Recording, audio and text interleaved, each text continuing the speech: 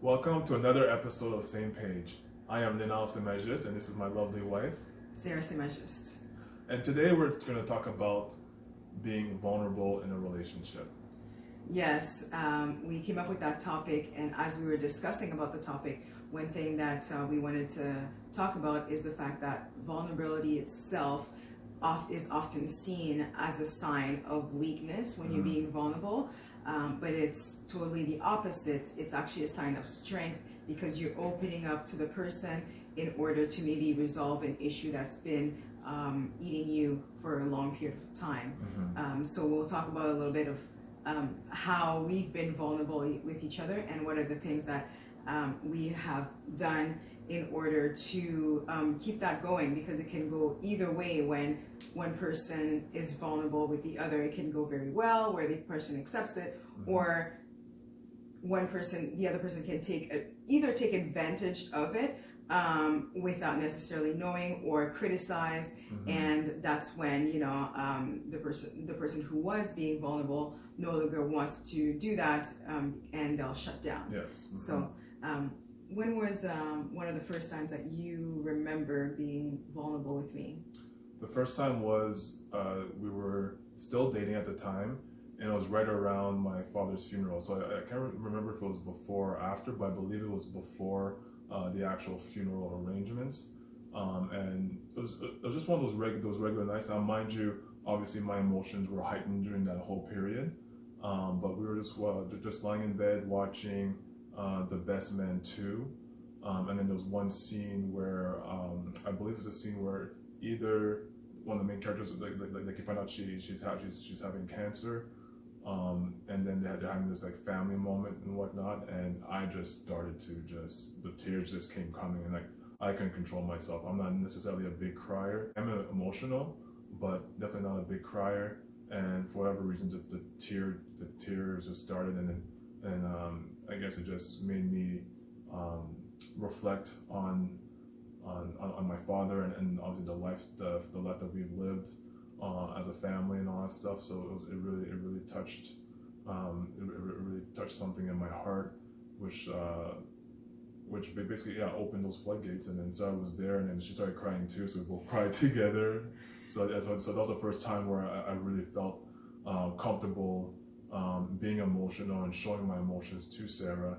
And even though it was quite early, because Sarah and I met in December, my father passed away in January, so that was just literally like 5 weeks maybe into the relationship, 6 weeks. So it's still it's still very new. So for whatever reason, I felt comfortable. We've already established this trust level, so I felt very comfortable showing those emotions. Sarah, so how about you? When was your first time? Wait, I want to kind of comment on what you said. So I do remember that time when we were watching this movie, and when Leonard opened up to me and was when I was seeing that he was feeling vulnerable, the way I received it at the time, the movie was sad, so already I just wanted to cry, right? So seeing him cry just showed me that he had a certain amount of trust in me to really open up, share his feelings, not necessarily through words, but through his body language, facial expressions. And I felt like I had a duty to respond well to that, although I didn't really necessarily think about it like that at the time. But when somebody is being vulnerable with you, it's like they're trusting you with something very important to them. So you sort of have the responsibility as the receiver of this vulnerability to handle it carefully, to respond in a manner that is gonna lead that person into wanting to do that more. And one of the ways is to also be vulnerable with the person back. At the same time, But yes, we can touch base about that a little bit later as well. So my question was, when was the time that you can remember where you felt vulnerable around me? One of the first times that I really opened up to you about some of my insecurities was it was after marriage actually. So yours was quite early on. We were dating, but I sort of had a wall up, when Leonard and I were dating. Opened up gradually, and eventually, obviously, I started trusting him, and we got married. And once we got married, there's certain insecurities that started surfacing. Okay. One of them was the fact that we had decided to obviously live in Ottawa. And for me, that was a big decision. I always imagined myself living close to my parents, somewhere in Toronto, somewhere in Whitby, in Durham region or whatnot. And I had accepted to live in Ottawa, reluctantly, but I did, right? And I started feeling more and more insecure as time went by, because I noticed that Leonard had his whole life here. He had his family, he had his friends. Here and there, he was getting invited to, barbecues and family functions, and I would sometimes go with him. But I missed that about being in my environment, being in the environment where I grew up, and so I eventually opened up to him, telling him that I felt really lonely here. And at the time, if you don't mind me sharing, I'm not sure if you really understood what that really meant. Is that correct? That's correct. But at the same time, too, like, I was wondering why you were very hesitant on joining me to some of these activities, because for the most part, it's like as everyone knows, once you get married, as soon as you get married, then you're almost like one. So you almost feel obliged to go to every social function together, because then people start raising questions and talking about, oh, is everything okay when the visitors are like, is she really just sleeping, or is she really just tired? Is she really just busy with work or whatnot? So people come up with all types of they come up with all types of stuff that they create in their minds because of that situation. So for me, I didn't really understand initially why you're so reserved and so held back into joining me in those activities. But then when you came to me with that, then at least for me, like, I was able to start to understand, because at the same time, as much as you tried to explain it to me, like, I guess I didn't grasp the total concept, in a sense that in my head, I'm like, well, she does have family in Ottawa, she does have friends in Ottawa as well.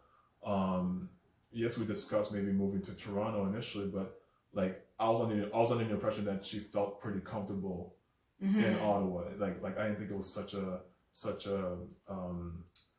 cause of anxiety for her to not want to either be as social or to really have those thoughts of eventually moving back to Toronto.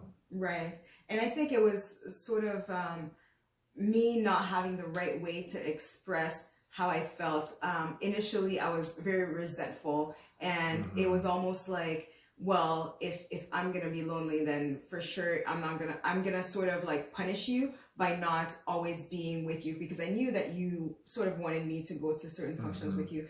But yes, to go back to the point of vulnerability, I felt that at one point I had to really express how I was feeling, because it caused the underlying issue was never really talked about. Exactly. So when I came out to Leonard and said, like, I was like crying, and I was like, I feel lonely here, and he was like, why? Like, you have your family and stuff like that. Yeah. But one thing that a lot of people don't understand is that you can be in a crowd of people and still be lonely. It all depends on the connections that you have with these people, whether they have some commonalities or history. Yes, with you, right? Yeah. You may talk to them about some things that at the surface, but you can't really get to the core of certain things. So either way, I didn't have the right approach to telling you these things. So I would just pretty much try to sort of punish you, or just not want to be around you, doing things that I knew you didn't like, I guess. But that was obviously not the right way to do it. But when I became vulnerable and I told them what was going on, I think it opened up some conversations, and it didn't go well right away. But eventually, as we really talked about the topic, I think that did wonders for our relationship. Absolutely. And then because we didn't know how to really address this issue. That's why we sought help. Yes. So at a certain point in our marriage, you know, things were rocky. We would fight a lot and bicker a lot, and I thought I was expressing myself the right way. He thought he was expressing himself the right way, but we still butted heads. I would cry. I'm like, oh my gosh, why? How come? I would actually ask myself, like, why did God send me a man like this that doesn't understand me? Like, what is the purpose of this? And sort of like challenge that higher being as to why, you know, he was the one that was put in my path. Yeah. So do you want to talk about therapy a little bit? Well, therapy was great because, for one, when you're in a therapy session, you need to go there with an open mind. Obviously, you need to have the right therapist. But if you're not fully vulnerable in that setting, because I guess that's a therapist's main role, is to not only to listen and to provide tools and guidance, but also to provide an environment that makes you feel safe and comfortable. Right. So you can express yourself and be vulnerable if need be. Our therapist is wonderful, and she did a great job of doing all those things I just listed, but mainly creating that environment where you feel comfortable, where you feel that you can be vulnerable. And then one thing that she did also that I really appreciated was the fact that she really made you reflect, but basically everything, like you need to be accountable for everything. Right. You need to look in the mirror and say, what did I do wrong in this situation? How could I have done it better? What are some better ways where I could have expressed myself, so on and so forth. Yes, you nailed it. She really put it in a safe environment where we were able to express whatever we wanted, and we opened up to one another. And I think she also just helped us rephrase certain things we were saying, as opposed to saying, like, I can't remember exactly what the terms were, but like, you made me mad. It's more like, I was mad because of this situation. Like this, when you did this, it made me feel like. Yes. And then you have to continue the sentence.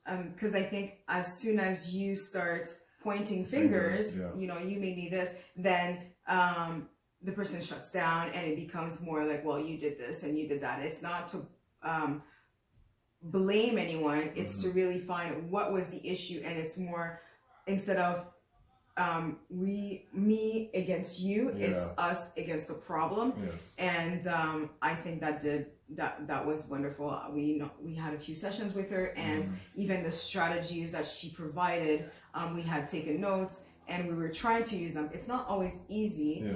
You know, when your emotions are heightened, and but we try to find a way to like calm down and really say what we mean rather than like beating around the bush.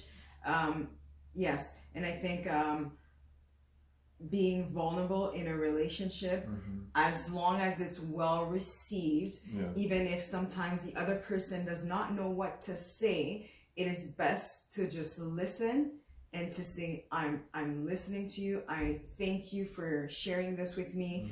And eventually, even if you don't know how to react, ask, what would you like me to do? How could we address this issue? And I think oftentimes we think that, oh, well, this is what the person's needs, so I'm gonna give this to her, but that might not necessarily be the truth. Exactly. Right? Yeah. So, well, to wrap this up, when it comes to vulnerability, it's a very touchy subject, in the sense that, well, from a male's perspective, a lot of guys out there want to be macho and don't want to be vulnerable in front of their loved ones, because they feel it's a sign of weakness, but in all honesty, it's a sign of strength. And then when you are receiving, make sure that you don't judge the person. Yes, that's that you listening with an open heart, open mind. Do not criticize. And if you don't know what to say, it's okay to just listen. Yeah.